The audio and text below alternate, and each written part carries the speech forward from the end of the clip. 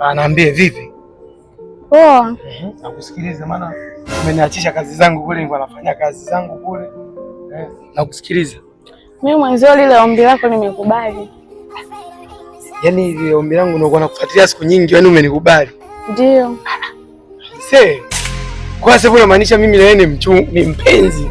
So mpenzi tu, nitakuwa hadi mke wako. Hapo sasa umemaliza. Umeona umemaliza. Nakusikiliza hapo mke wangu. Sasa kuna kitu kimoja mimi nataka nikwambie. Kitu gani hicho? Naambie wewe, si kwa mke wangu tena.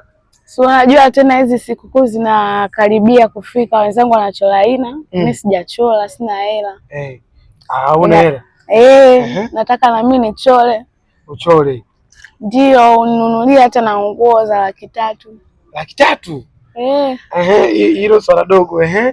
Kingine? Kusuka 200,000. Kusuka 200,000? Ndio.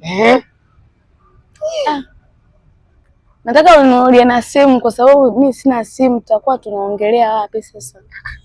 Simu yenyewe shilingi ngapi? Simu kubwa 300,000. 300,000? 800,000 hiyo. Kingine? Si leo tunaenda kwako. Wewe huko ndo unaenda kunitambulisha yani leo. Wewe sikiliza, sasa mimi nakutambulishaje? Wakati ndani 300,000, 800,000. Mahali hiyo.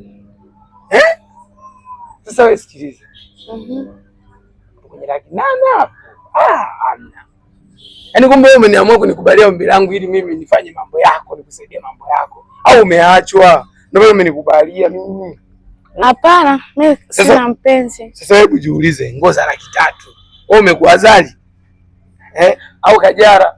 Sina bili na mimi nipendezwa nione kwamba nimepata mchumba. Mchumba wapi? Mimi ndo mnafanya mambo yanakuwa marefu. Mimi bana, mimi hela hizo sina.